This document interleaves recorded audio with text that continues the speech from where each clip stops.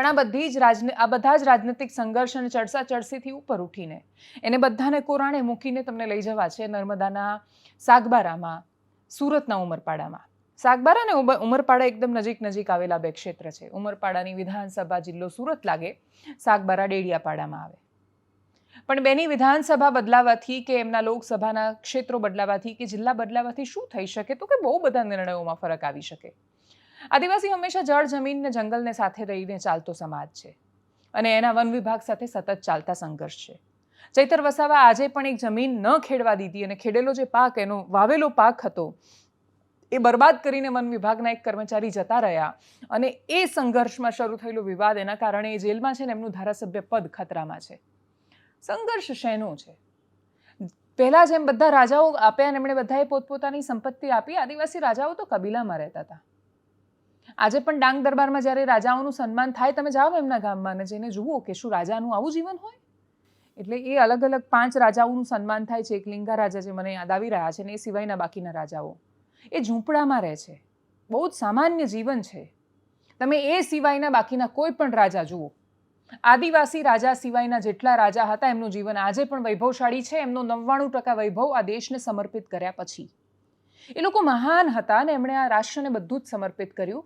આદિવાસી રાજાઓએ ને બાકીના બધા લોકોએ જંગલો સમર્પિત કર્યા.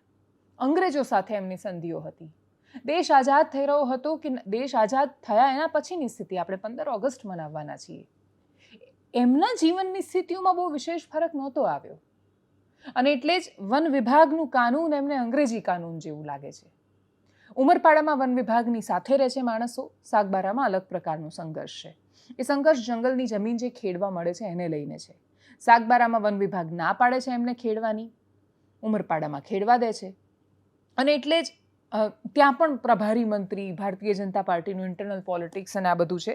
એક લીલાબેન વસાવા છે, બીજેપીના નેતા છે, ત્યાં ઉપવાસ પર બેઠા ને એમણે કહ્યું કે હું ભાજપ છોડી દઈશ, પણ તમારે આ વાતને માનવી પડશે, તમે અમારા ખેડૂતો પાસેથી અધિકાર ન લઈ શકો.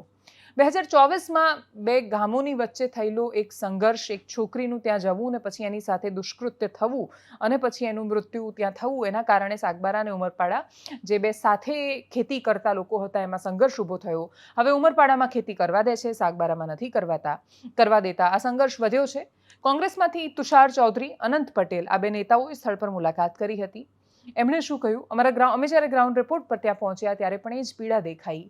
આદિવાસીની પીડા જે દિવસે સરકારને દેખાશે અને એના પગરખામાં પગ મૂકીને સમજશે, ત્યારે કદાચ સમજાશે કે 1-2 માણસો ખોટું કરે છે એના આધાર પર તમે આખા સમુદાયને ખોટો ન બતાવી શકો ને એની સાથે અન્યાય ન કરી શકો. એ જાય તો ક્યાં જાય એનો જવાબ જો આપણે આપીએ તો કદાચ આપણને સમજાશે કે સાગબારામાં જન્મ લઈને અમદાવાદ સુધી પહોંચવું એમાં જ આખું નીકળી જાય છે.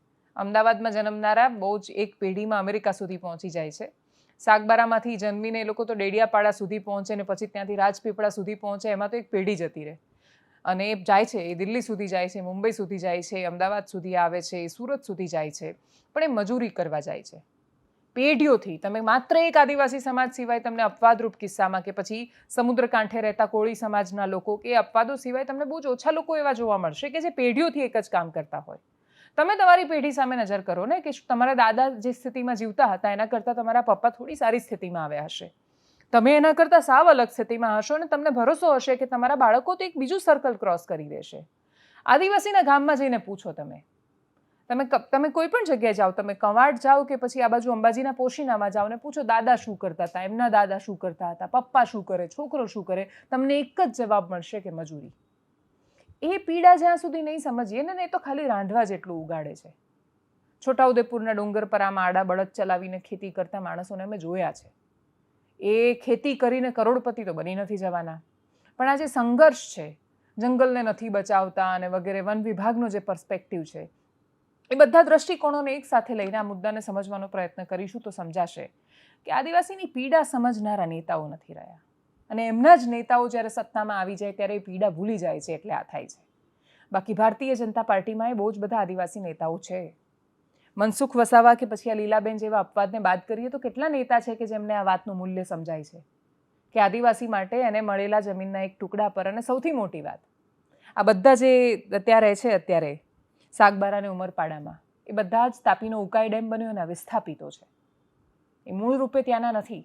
એ તો બીજે ક્યાંક રહેતા હતા, પણ આપણને બધાને પીવાનું પાણી પહોંચે અને સિંચાઈની યોજના બને ને ગુજરાત બહુ સરસ રીતે આગળ વધે એના માટે આપણી સિંચાઈ યોજના બની, અને એક ડેમ બને ત્યારે કેટલાય ગામો વિસ્થાપિત થાય, અને વિસ્થાપિત થયેલા માણસો જ્યાં પહોંચે અને ત્યાં એમને આ સંઘર્ષ થાય ત્યારે એ ક્યાં જાય? એ તો પોતાની માટી, પોતાની જમીન છોડીને આવ્યા છે, જેથી આ રાજ્યનો વિકાસ થાય, શહેરોને પીવાનું પાણી મળે. એ બધું જ શહેરોને આપે છે અને એમને ખેતી કરવા જમીન નથી મળતી. આ પીડા સરકાર ન સમજે ત્યાં સુધી બાકી બધું ધૂળધાણી જ બરાબર જ છે. સાંભળીએ પ્રતિક્રિયાઓ ત્યાંથી આવેલી.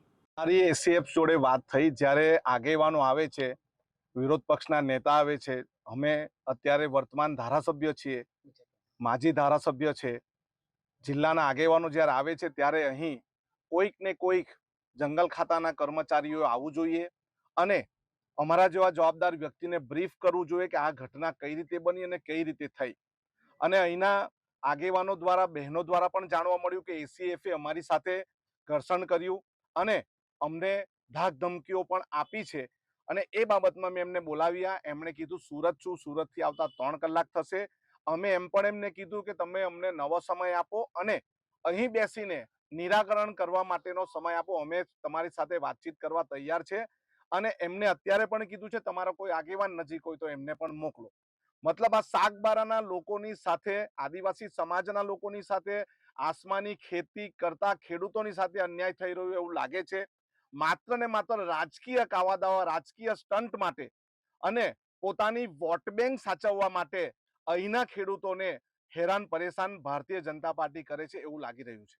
ભારતીય જનતા પાર્ટીના જે બે નેતાઓ છે એ નાટક કરી રહ્યા છે એવું લાગી રહ્યું છે.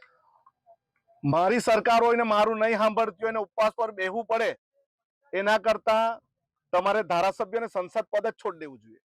પોતાની સરકાર છે, પોતાની માં પીરસનાર છે અને છોકરા ભૂખે મરે.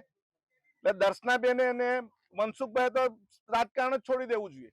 તમારું મુખ્યમંત્રીમાં કઈ ઉગતું નથી, તમારું ઉપર સરકારમાં ઉગતું નથી, તો તમે શા માટે અહીં માત્ર નાટક કરવા માટે અહીં ધરણા પર બેઠા? એ મને નવાઈ લાગે છે.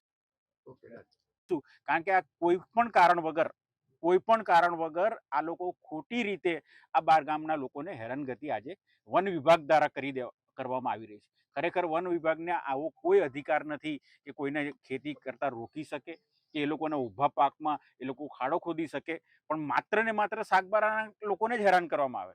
તો ઉમરપાડાના લોકો પાસે તો સનદ પણ નથી ને એ લોકોએ દાવો પણ કર્યો નથી, તેમ છતાં એને કોઈ રોકટોક કરવામાં આવતી નથી. એટલે આ જે કૃત્ય વન વિભાગ દ્વારા જે કરવામાં આવ્યું છે માત્ર ને માત્ર રાજકીય દબાણ હેઠળ કરવામાં આવી રહ્યું હોય એવું અમને લાગી રહ્યું. એનાલિસિસમાં અત્યારે બસ આટલું જ. જો આપ અમને યુટ્યુબ પર જોઈ રહ્યા છો તો સબસ્ક્રાઇબ કરો, ફેસબુક પર જોઈ રહ્યા છો તો ફોલો કરો, વિડીયોને શેર કરો. નમસ્કાર.